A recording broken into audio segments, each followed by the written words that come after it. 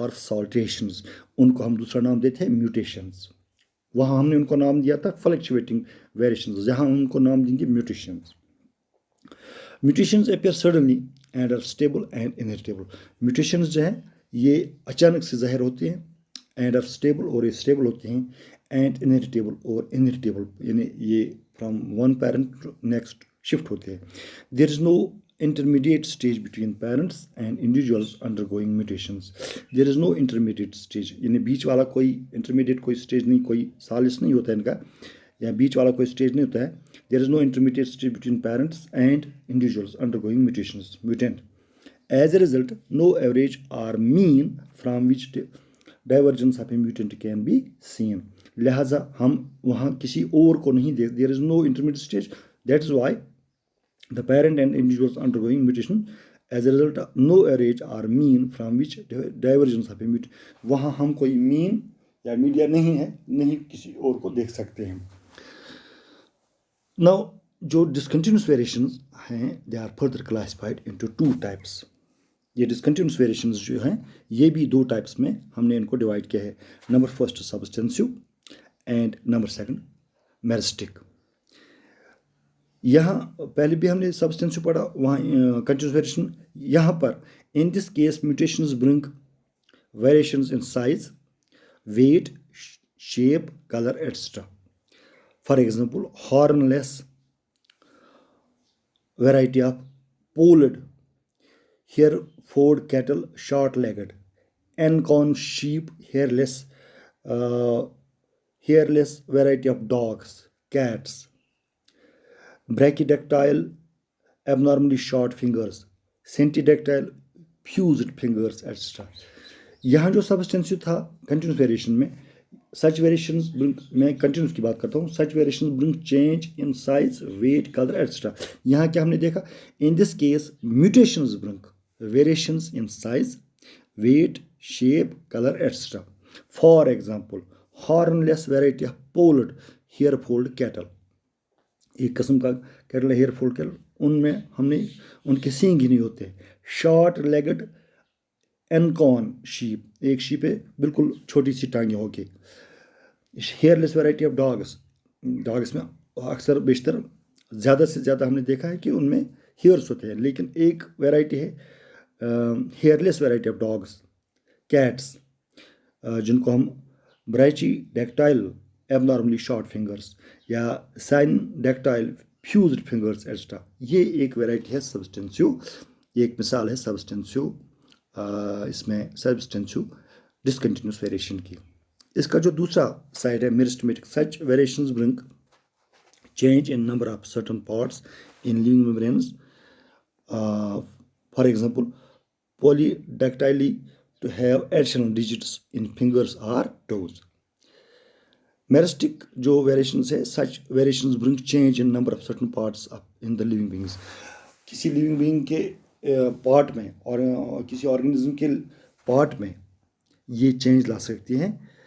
For example polydactyly to have additional digits in fingers और toes. Polydactyly means कि अगर हमने 5 उंगलियां हैं, हम में 5 उंगलियां, तो किसी वक्त इसमें such variation bring in change of number change भी हो सकता है of certain parts in living beings to have additional digits in fingers, यानी ये बढ़ भी सकती है, या टोज बढ़ भी सकते हैं। किसी की 6 उंगलियां तो छोटा सा वो थंब हो के थंब होता है, या थंब के साथ एक और एडिशनल फिंगर होती है। ये हमने बहुत सारे केस में देखा है। Discontinue now let us move ahead. Discontinuous variations are heritable. Discontinuous variations are heritable.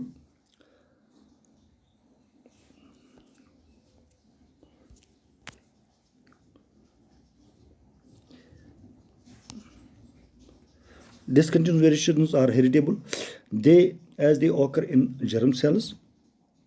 Mutations was the main basis of theory of organic evolution of DeVries in 1848 to 1935 mutation theory. Discontinuous variation जो है this is heritable. ये heritable है, यानी it can be shifted from one generation to next as they occur in germ cells, ये germ cells में हो सकते हैं, पैरेंटल सेल्स जो है। Mutations was the main base of the theory of organic evolution, जो ऑर्गेनिक एवोल्यूशन था उसका जो मेन बेस था वो इसी पे मुनहसर था, जो हमने डिवेरेज से हासिल की थी इन 1848 टू 1935, जिसको हम म्यूटेशन थ्योरी बोलते हैं। अब जो सिग्निफिकेंस ऑफ वेरिएशंस है, it constitutes the raw material for evolution, it continuous raw material for evolution. Number second, यानी इसकी जो पहली खासियत है, it constitutes the raw material for the evolution, evolution का के लिए इसने एक मतलब वो रॉ मटेरियल, इसका खाका जो है वो तैयार कर लेती है this variation. Number second, by the introduction of variations useful variants of animals and plants are produced, by the introduction of variations, variations से हम यूजफुल वेरिएंट्स तैयार कर सकते हैं एनिमल्स के, प्लांट्स के। Variations form the base of heredity, variations जो हैं ये हेरिडिटी की बेस भी बना सकता है। Number 4, variations help in adaptation of organisms to changed environment, variations हमको मदद करती है किसमें, they help, variations help in adaptation of organisms to changed environment, ये माहौल के साथ, माहौल बदलने के साथ साथ हमें मदद भी करते हैं। Number 5, variations make some individuals better suited in struggle for existence, variations हमें किसी इंडिविजुअल को बेहतर बनाती है माहौल के साथ जुड़ने के लिए। Variations provide each organism a distinct individuality, तो वेरिएशन जो है हर एक ऑर्गेनिज्म को एक अपनी एक इफादियत, they provide each organism a distinct individuality, एक मुनफरिद उसको एक पहचान देती हैं। अब आपको स्क्रीन पर नज़र आता होगा एक छोटा सा डब्बा है, adaptive and selective variations of the definite evolutionary lines developing progressively generation after generation are known as determinate or orthogenic variations. Adaptive and selective variations of definite evolutionary lines. Adaptive and selective variations जो हैं, एक हो गया adapt, किसी चीज़ को adapt करना, दूसरी हो गई selection, these variations of definite evolutionary lines developing progressively generation after generation are known as determinate or orthogenic variations. Number second, variations noticed in any conceivable direction and not controlled by any law provide a clear-cut advantage to its bearer in a struggle for existence. Such variations are called indeterminate variations. Number third, Augustine Weismann in 1889 gave the theory of continuity of germplasm. He used the term germplasm for the reproductive cells and somatoplasm for the rest of the body. He said that germplasm is transmitted from one generation to another. These were some basic concepts or basic points for a student which is studying this time the principles of inheritance and variations. Thank you.